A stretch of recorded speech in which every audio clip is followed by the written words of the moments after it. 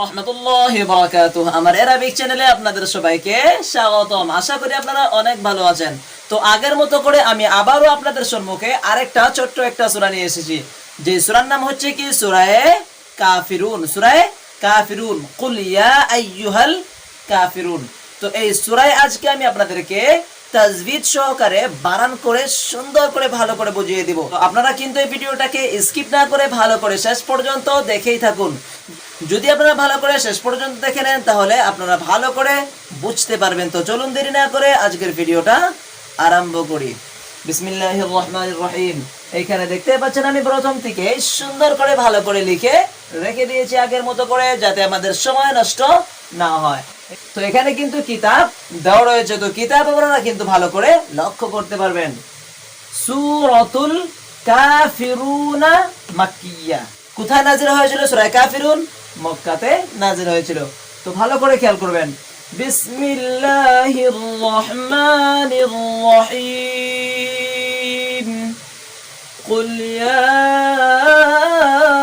আইয়ুহাল কাফিরুন।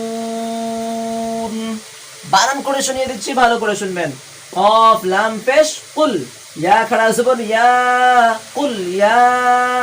হামজা ইয়া জবর আই, ইয়া পেশ ইউ, কুল ইয়া আইয়ু, কুল ইয়া আইয়ু। এখানে আপনারা ভালো করে খেয়াল করবেন, একটা কোন চিহ্ন দেওয়া রয়েছে, এইরকম করে কিন্তু একটা চিহ্ন দেওয়া রয়েছে। একটু ভালো করে খেয়াল করবেন। কোথায়? খাড়া জবরের উপরে এরকম করে খাড়া জবর দেওয়া রয়েছে, তার উপরে কি দেওয়া রয়েছে? এই চিহ্নটা দেওয়া রয়েছে। তো এটা কি হবে ভালো করে খেয়াল করবেন। তো এই খাড়া জবরকে কি বলা হয়? আলিফ মাদ্দার বরাবর বলা হয়। কিরকম করে? এরকম করে ভালো করে খেয়াল। বা আলিফ জবর বা, তার সমান সমান কি এসে যায়? বা খাড়া জবর বা। এরকম করে কিন্তু আমি আপনাদেরকে আগেই ভালো করে বুঝিয়ে দিয়েছি। তো বা আলিফ জবর বা আর বা খাড়া জবর বা, এটা কি সমান সমান। যেরকম করে এখানে বা আলিফ জবর বা এক আলিফ টেনে পড়তে হয়, সেরকম করে এখানে বা খাড়া জবর বাও এক আলিফ করে টেনে পড়তে হয়। তো এটা কি হবে? হরফে মাদ্দার বরাবর হবে। আর হরফে মাদ্দার পরে যদি হামজাটা চলে আসে তাহলে সেটা কি হবে? মধ্যে মুনফাসিল হবে, আর না হলে মধ্যে মুত্তাসিল হবে। তো এখানে ভালো করে খেয়াল করবেন কি দেওয়া রয়েছে? আলিফের আকারে হামজা দেওয়া রয়েছে, এরকম করে আলিফ দেওয়া রয়েছে। হ্যাঁ, এরকম করে কি দেওয়া রয়েছে? আলিফের আকারে হামজা দেওয়া রয়েছে। তো আলিফের উপরে যদি জবরজের পেশ চলে আসে তাহলে সেটা কি হবে? হামজা হয়ে যাবে। তো এটা কি হবে? মধ্যে মুনফাসিল হবে। আর মধ্যে মুনফাসিল 3 আলিফ করে টেনে পড়তে, মানে 3 সেকেন্ড করে টেনে পড়তে হবে। তো আপনারা ভালো করে খেয়াল করবেন। কুল ইয়া আইয়ু, হা লাম জবর হাল, কাফ খাড়া জবর কা, ফা জের ফি, রা পেশ রু, নুন জবর না। কুল ইয়া আইয়ুহাল কাফিরুন। এরকম করে কি করতে হবে? পড়তে হবে। তো তারপর দেখুন, লা আ'বুদু মা তা'বুদুন। এখানে আপনারা ভালো করে খেয়াল করবেন। লাম আলিফ জবর লা, এটা কি? হুরুফে মাদ্দা। তো হুরুফে মাদ্দার পরে কি এসে গিয়েছে? আলিফের আকারে হামজা এসে গিয়েছে। তো কি হবে? মধ্যে মুনফাসিল হবে। হ্যাঁ, মধ্যে মুনফাসিল 3 আলিফ করে টেনে পড়তে হবে। সেম এখানে যেরকম করে দেওয়া রয়েছে সেরকম করে এখানেও দেওয়া রয়েছে, আর এটাকে 3 আলিফ করে টেনে পড়তে হবে।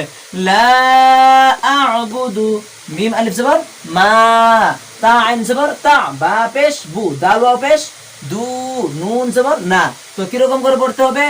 লা আ'বুদু মা তা'বুদুন।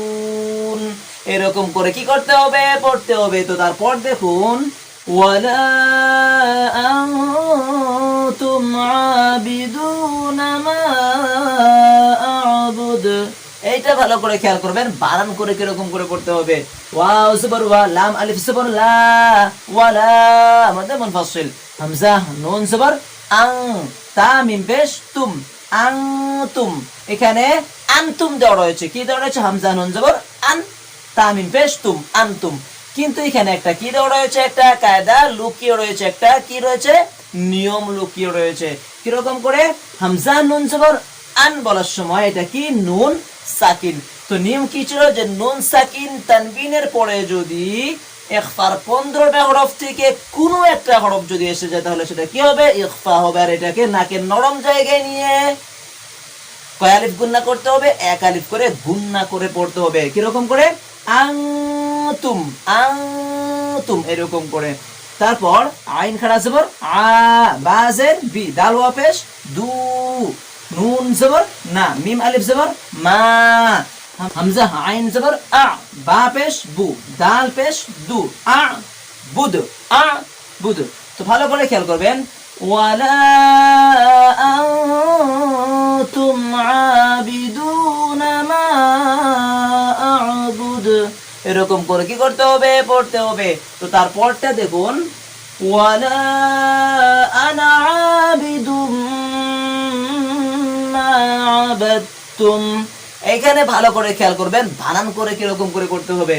ওয়াও জবর ওয়া, লাম আলিফ জবর লা, ওয়ালা, হামজা জবর আ, নুন আলিফ জবর না, ওয়ালা আনা, ওয়ালা আনা, আইন আলিফ জবর আ, ওয়ালা আনা আ, আনা আ। এখানে ভালো করে খেয়াল করবেন কি দেওয়া রয়েছে?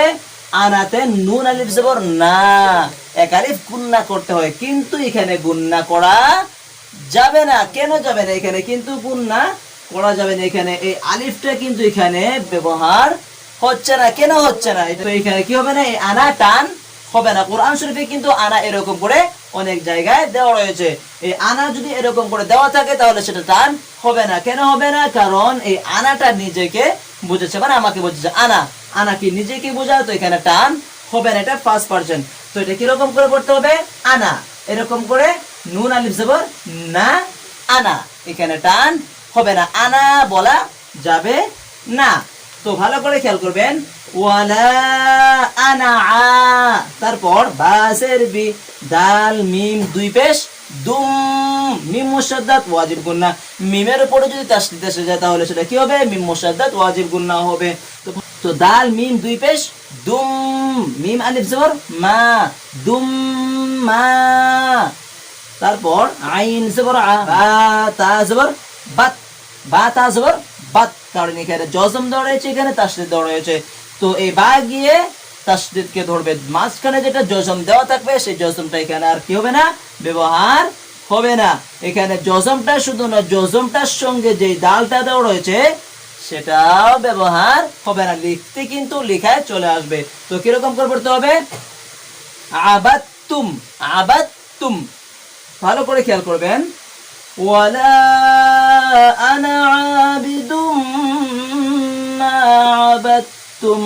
তো এখানে কোন কোন নিয়ম চলে আসলো? এই আনা টান হবে না, তারপর আবিদুম মা, মিম মুশাদ্দাদ ওয়াজিব গুন্না। তারপর এখানে দালটা ব্যবহার হচ্ছে না, লেখায় চলে আসছে কিন্তু ব্যবহার হচ্ছে না। আবাদতুম, আবাদতুম, এরকম করে পড়তে হচ্ছে। ভালো করে খেয়াল করবেন। ওয়ালা আনা আবিদুম মা আবাদতুম, এরকম করে কি করতে হবে? পড়তে হবে। তো তারপর দেখুন, ওয়ালা আনতুম আবিদুনা মা আ'বুদ। এটা ভালো করে খেয়াল করবেন। ওয়াও জবর ওয়া, লাম আলিফ জবর লা, হামজা নুন জবর আং, তা মিম পেশ তুম, ওয়ালা আনতুম, ওয়ালা আনতুম। এখানে কিন্তু দুটো দেওয়া রয়েছে, ওয়ালা আনতুম, কারণ এই আয়াত এখানে সূরা কাফিরুনে একটা আয়াত দুইবার করে ব্যবহার হয়েছে। এটা কিন্তু অনেকেরই কি হয়? কনফিউজ হয়ে থাকে। এখানে ভালো করে খেয়াল করবেন। ওয়ালা আনতুম আবিদুনা মা আ'বুদ, আর সেটা এখানে দেওয়া রয়েছে ওয়ালা আনতুম আবিদুনা মা আ'বুদ। একদম সেম আয়াত দেওয়া রয়েছে। এইখানে আয়াতে কিন্তু অনেকেরই কি হয়? ভুল হয়। তো এখানে আয়াতের কিন্তু ভুল করা যাবে না। নামাজেও কিন্তু অনেকে কি করে? ভুল করে পড়ে থাকে। তো এটা কিন্তু ভুল করা যাবে না, আপনাদেরকে খেয়াল রাখতে হবে। ওয়ালা আনতুম আবিদুনা মা আ'বুদ কয়বার করে ব্যবহার হয়েছে? দুইবার করে ব্যবহার হয়েছে। ওয়ালা আনতুম আবিদুনা মা আ'বুদ। তো তারপর দেখুন, লাকুম দীনুকুম ওয়ালিয়া দীন।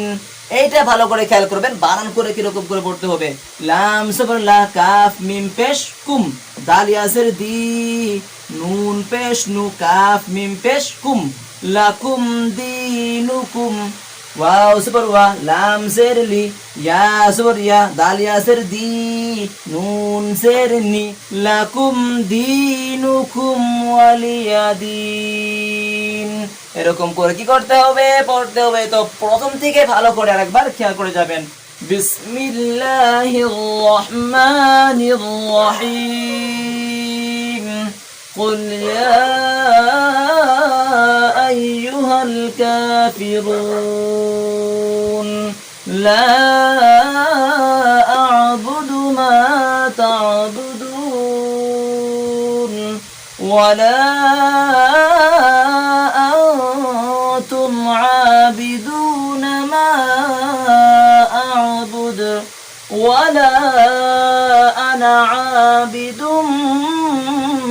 ما عبدتم ولا أنتم عابدون ما أعبد لكم دينكم ولي دين।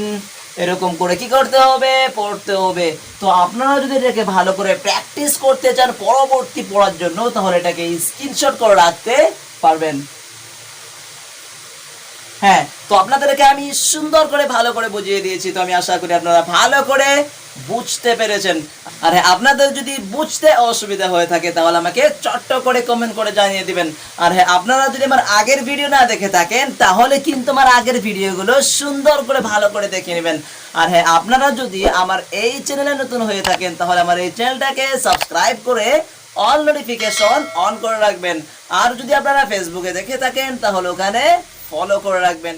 আর হ্যাঁ, আরো 10 জন ভাই যাতে কোরআন শরীফ সহি শুদ্ধ করে ভালো করে পড়তে পারে, আপনারা আরো 10 জন ভাইয়ের কাছে আমার এই ভিডিওগুলো শেয়ার করে দিবেন। তো আজকের জন্য এই পর্যন্তই, দেখা হচ্ছে আরেকটা পরবর্তী ভিডিওতে। তো এখনের জন্য আসসালামু আলাইকুম।